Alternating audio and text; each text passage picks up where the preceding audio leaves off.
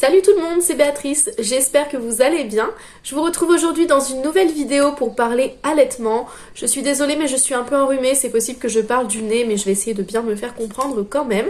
Récemment sur Instagram, je vous ai proposé de me poser vos questions sur l'allaitement. J'ai réuni toutes vos petites questions et en fait je les ai groupées en 5 grandes questions puisque certaines questions se rejoignaient pas mal. Donc c'est parti, on va commencer tout de suite avec la première question qui concerne les douleurs. Est-ce que c'est vrai les 3 premières semaines de douleurs atroces ? Non, ce n'est absolument pas vrai, pour la simple et bonne raison que je n'ai pas vécu les 3 premières semaines de douleurs atroces. D'ailleurs, je n'ai pas vécu de douleurs atroces liées à l'allaitement du tout. Je pense que c'est vraiment propre à chaque femme. Chaque maman va ressentir les choses différemment.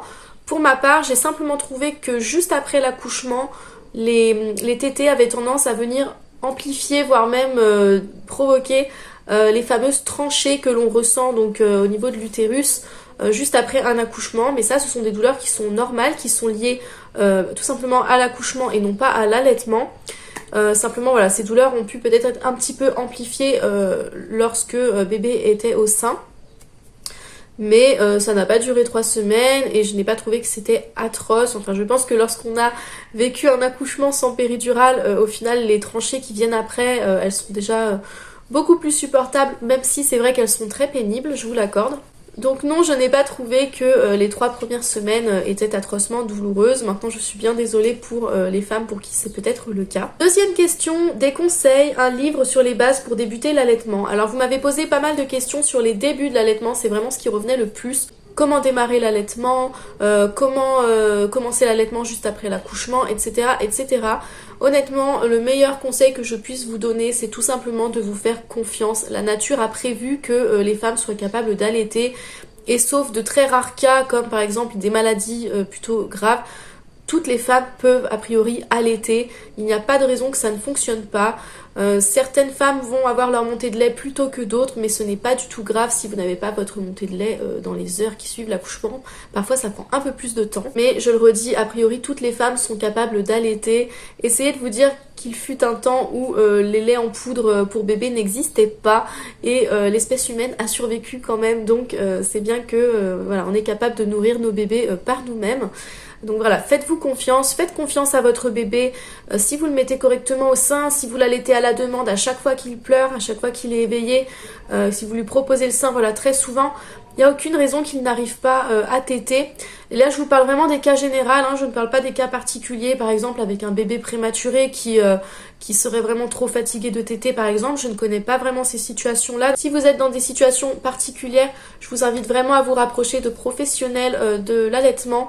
Je vous invite également, que vous soyez dans des situations particulières ou non, que vous soyez entre guillemets débutante ou non dans l'allaitement, à jeter un petit coup d'œil au site La Leche League, qui est vraiment le site de référence en matière d'allaitement. Je vous mettrai le lien en barre d'informations, mais ce site est vraiment génial. Si vous avez n'importe quelle question concernant l'allaitement, que ce soit les débuts, le sevrage, l'allaitement de jumeaux, l'allaitement de nuit, l'allaitement avec le travail, bref, peu importe vos questions sur l'allaitement, vous allez trouver des réponses sur ce site-là, il est vraiment extraordinaire. La Leche League a également écrit plusieurs livres sur l'allaitement, donc si vous êtes plutôt lecture de livres, vous pouvez chercher des livres de la Leche League sur internet, vous allez en trouver. Je les ai pas lus personnellement parce qu'en fait je n'ai jamais ressenti le besoin de lire sur l'allaitement. C'est quelque chose qui selon moi était très naturel et je ressentais pas le besoin de m'informer dessus. Sauf si vraiment j'avais eu des petits soucis par exemple, mais comme ça n'a pas été le cas à part un engorgement ou deux, je n'ai jamais trop ressenti le besoin de lire là-dessus, donc je n'ai pas de livre à vous conseiller, je veux dire de livres que j'aurais lu moi-même, mais je pense que la Leche League est suffisamment une bonne référence pour que je puisse vous conseiller leurs livres. Donc voilà, le meilleur conseil vraiment, faites-vous confiance, ne voyez surtout pas l'allaitement comme une performance, parce que j'ai un peu du mal avec le terme comment débuter l'allaitement. On a l'impression qu'on parle d'une nouvelle pratique sportive par exemple, alors qu'en fait non, l'allaitement c'est vraiment quelque chose qui est naturel, qui est juste dans l'ordre des choses en fait. Donc ne vous prenez surtout pas la tête, juste mettez votre bébé au sein dans une position qui est confortable pour vous et pour lui. Assurez-vous que son petit nez est dégagé pour qu'il puisse respirer, laissez-le téter autant qu'il en a envie et ne vous prenez pas la tête surtout à vouloir le peser après la tétée pour savoir combien il a pris, etc.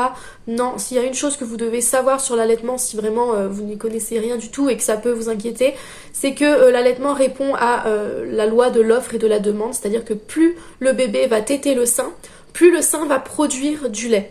Donc vous n'avez pas à vous inquiéter de la quantité de lait que votre bébé aura. Si votre bébé continue de téter et que vous l'entendez déglutir, c'est qu'il a encore faim et qu'il boit du lait. Si vous le voyez téter mais que vous ne l'entendez pas trop déglutir, c'est tout simplement qu'il tétouille pour son confort, parce que c'est apaisant, parce que c'est agréable de téter pour un bébé. Et si votre bébé pleure à nouveau, c'est qu'il a encore faim. Si votre bébé lâche le sein, c'est qu'il n'a plus faim. Voilà, vraiment, soyez à l'écoute de votre bébé, faites-vous confiance, faites-lui confiance. Et il n'y a pas de raison que ça se passe mal. Encore une fois, si il y a problème, s'il y a situation particulière, n'hésitez pas à contacter un professionnel de l'allaitement. N'hésitez pas à aller voir sur le site de la Leche League, vous pouvez appeler les professionnels également. Donc vraiment, ne vous prenez pas trop la tête. Troisième question, est-ce que les vêtements spéciaux allaitement, ça sert vraiment? Oui et non. Si vous voulez investir dans des vêtements spéciaux allaitement pour votre confort, parce que vous trouvez que c'est pratique de pouvoir juste sortir le sein sans avoir le reste du corps dévoilé, surtout en hiver quand il fait froid, pourquoi pas. Et oui, ça servira vraiment. Maintenant, je pense que ce n'est pas indispensable et qu'on peut tout à fait se débrouiller sans vêtements d'allaitement. Aujourd'hui, je n'ai pratiquement pas de vêtements d'allaitement. J'en ai eu un petit peu pour ma fille aînée, mais au final je m'en servais pas tant que ça. J'ai encore une ou deux brassières d'allaitement, mais voilà, comme la plupart du temps je ne porte pas de sous-vêtements parce que c'est un choix personnel, je trouve ça plus confortable, et bien du coup ils ne me servent pas beaucoup. Mais ils peuvent être pratiques, ils peuvent être utiles. Maintenant, voilà, on peut tout à fait s'en passer. Petit conseil que je peux vous donner, optez tout simplement pour des vêtements que vous allez soit pouvoir lever, donc voilà, vous levez le bas et dans ce cas là on va peut-être voir un peu votre ventre, et encore une fois que votre bébé est installé contre vous, souvent on voit pas grand chose, ou alors vous pouvez opter pour des vêtements dont vous allez pouvoir baisser une bride facilement, ou encore des vêtements avec des petits boutons ici que vous allez pouvoir ouvrir pour libérer un sein puis refermer. On peut tout à fait se débrouiller, voilà, avec des vêtements de base qui n'ont pas été pensés pour l'allaitement, mais qui se révèlent pratiques au final à l'utilisation. Et pour l'hiver, vous pouvez aussi tout simplement opter pour un débardeur d'allaitement à mettre sous vos pulls. Ça peut être pas mal, comme ça vous levez votre pull, vous baissez, vous ouvrez la petite agrafe là du débardeur d'allaitement, pardon. Et vous pouvez ainsi sortir votre sein pour bébé sans avoir froid. Donc oui, c'est utile, mais ce n'est pas indispensable.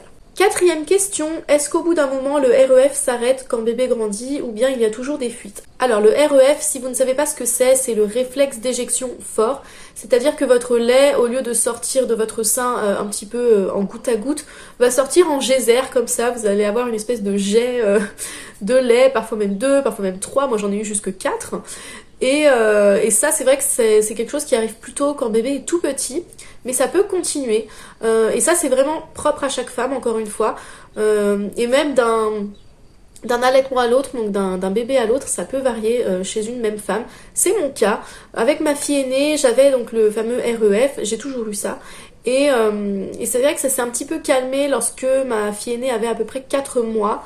Ça s'est régulé, si bien que il arrivait encore qu'au moment où elle tétait, le lait sorte très vite, mais le deuxième sein n'allait plus faire couler du lait en même temps. Donc c'est-à-dire qu'en fait pendant la tétée, votre bébé prend un sein et parfois vous allez avoir le deuxième sein qui se met à couler comme ça en mode geyser pendant la tétée. Ça m'arrivait plus trop. Et ce qui ne m'arrivait plus du tout, c'était le fait que mes seins se mettent à couler, enfin le fait que le lait fuit en dehors des tétées, donc voilà, à n'importe quel moment de la journée, sans que bébé soit au sein. Ça ne m'arrivait plus au bout de 4 mois. Mais depuis que j'ai ma deuxième, Dana, eh bien ça m'arrive toujours. Donc voilà, parfois lorsqu'elle tète, j'ai le deuxième sein qui fuit, en fait pratiquement même tout le temps, très souvent. Et il m'arrive encore d'avoir des fuites de lait pendant la journée sans que Dana soit au sein. C'est un petit peu plus rare quand même, avec le temps ça s'est tassé, hein. Je précise qu'elle a presque 1 an au moment où je filme cette vidéo, en fait elle aura 1 an demain. Donc Donc ça dure longtemps et voilà, ça on peut pas savoir malheureusement quand est-ce que ça va s'arrêter. Maintenant c'est tout à fait gérable, l'une d'entre vous, je crois que c'est la même personne d'ailleurs, m'a posé la question au sujet de ces fameuses fuites, parce qu'elle non plus, elle ne met pas de sous-vêtements, donc pas de soutien-gorge, et donc pas de coussinet d'allaitement pour venir absorber les fuites de lait et éviter d'avoir des vêtements trempés. Et donc elle me posait cette question parce que oui, c'est vrai que quand on met pas de coussinet d'allaitement, on peut vite se retrouver avec un vêtement mouillé de lait et c'est quelque chose qui m'arrive de temps en temps. Maintenant ça m'arrive pas très souvent parce que je sens en fait quand le lait va fuir, vous savez, ça fait une petite tension dans le sein, tout à coup le sein est un peu tendu. On peut ressentir des espèces de petits picotements aussi vers le téton. Et donc j'arrive à peu près à anticiper le truc, à vite aller chercher un linge et à le placer sous mon t-shirt pour éviter d'avoir un t-shirt tout mouillé. Voilà, ça c'est une petite habitude qu'on prend au fil du temps, c'est un petit coup de main à prendre, je trouve, mais c'est vrai que ça peut être un petit peu pénible. Et enfin, cinquième et dernière question, des trucs pour que mon presque 4 ans arrête de boire la nuit. Alors là, pour le coup, je vais pas être d'une grande aide pour le sevrage de nuit, puisque ma fille aînée s'est sevrée de nuit à peu près toute seule lorsque elle a dormi d'une traite la nuit. Du coup, elle avait plus vraiment besoin de téter. Je ne sais plus vraiment à quel âge ça s'est fait, puisque ça ne m'a jamais dérangé qu'elle tète la nuit. Dans la mesure où elle le faisait de moins en moins souvent. Aujourd'hui, Dana a presque 1 an, donc on va dire à 1 an, parce que quand vous aurez cette vidéo, elle aura sûrement 1 an déjà. Elle tète encore pas mal la nuit, mais ça dépend des nuits. Donc il y a des nuits vraiment pourries où elle tète pratiquement non-stop. Dès que je bouge un peu, c'est maman, néné, néné. Et donc j'ai des nuits parfois un peu pourries, et d'autres où elle se réveille un peu moins souvent. Mais en fait, je me prends vraiment pas la tête avec ça. Comme je dors avec elle, j'ai toujours dormi avec mes bébés. Comme je dors avec elle, dès que je la sens se réveiller un petit peu et que je sens qu'elle se rendort pas, je lui propose le sein et en fait, je me rendors avec elle, quoi. C'est assez rare qu'on reste éveillé longtemps. Ça peut arriver, mais c'est quand même assez rare. Et du coup, je cherche pas spécialement à la sevrer de nuit pour le moment. Par contre, j'ai le souvenir qu'avec ma fille aînée, même si elle s'est sevrée plus ou moins toute seule, il m'était arrivé quand même de lui dire 2-3 fois que les nénés de maman devaient se reposer la nuit si elle voulait avoir du bon lait pendant la journée. Ouais, c'est un peu ce qui m'a aidé on va dire, à ce que le sevrage de nuit soit vraiment acquis. Parce que sinon, il reposait plus ou moins sur le hasard de son sommeil à elle, on va dire. Mais ouais, j'aurais pas beaucoup plus de conseils que ça. Ça va vraiment dépendre de l'âge de votre enfant aussi, hein. Le sevrage de nuit pour un petit de 1 an par exemple ne sera pas du tout le même que pour un enfant de 4 ans. Je pense qu'à 4 ans, ton enfant peut peut-être commencer à comprendre ce que tu lui dis. Et donc voilà, des petites astuces comme ça. Par exemple, voilà, je te donne une dernière tétée le soir pour t'endormir. Je t'en redonne une demain matin. Lui proposer peut-être une petite gourde d'eau pendant la nuit si jamais il a soif aussi, ça peut être pas mal, même si c'est pas la même chose que la tétée, on le sait très bien, mais voilà, peut-être que ça peut l'aider. Et voilà, lui expliquer que tu as besoin de te reposer la nuit, que tes nénés ont besoin de se reposer la nuit pour produire du bon lait pour la journée. Voilà, ce genre de petites choses, je pense qu'à 4 ans il peut peut-être le comprendre, donc j'espère que ça pourra peut-être t'aider un petit peu, mais voilà, je suis pas trop calée sur le sujet sevrage, puisque pour l'instant je n'ai jamais cherché à sevrer mes enfants ni de jour ni de nuit. Je les laisse aller jusqu'au sevrage naturel, c'est-à-dire qu'ils arrêtent de téter lorsque eux ne ressentent plus spécialement l'envie ou le besoin de téter, parce que moi ça ne me dérange pas d'allaiter, aujourd'hui ça ne me dérange pas d'allaiter à la demande mes enfants. Maintenant je sais que comme mon mari et moi sommes en projet d'avoir un 3e enfant, enfin un 2e enfant à nous, mais un 3e enfant pour moi, je sais que la priorité ira toujours au plus petit, puisque le bébé a forcément besoin de téter pour se nourrir. Donc la priorité ira toujours au plus petit, et ça je pense que je l'expliquerai tout simplement au plus grand. Mais voilà, là c'est un cas à part, c'est pas vraiment du sevrage, c'est on va dire de la réduction de tétée dans le co-allaitement, et encore je dis ça mais je n'y suis pas encore, je ne sais pas comment ça se passera, donc je ne veux pas m'avancer. Voilà, c'est tout pour cette vidéo, donc j'espère que ça vous aura plu, que ça aura pu répondre un petit peu à vos questions. Si vous en avez d'autres, n'hésitez pas à me les poser en commentaire et je ferai une deuxième FAQ, ça m'intéresse beaucoup. D'autant plus que il y a certains sujets autour de l'allaitement qui n'ont pas été abordés dans vos questions. Je pense notamment au regard des autres, etc. Et je crois que j'ai très envie de vous faire une vidéo au sujet de la pudeur, de l'allaitement, du regard des autres, de l'allaitement en extérieur, etc. Donc dites-moi si ce sujet vous intéresse, dites-moi si vous préférez me poser vos questions sur le sujet pour que j'en fasse une FAQ, ou bien si je peux me lancer avec une vidéo dans laquelle je parlerai de ce sujet. Voilà, dites-moi dans les commentaires. Je vous fais plein de gros bisous et je vous dis à très bientôt pour une prochaine vidéo. Bye!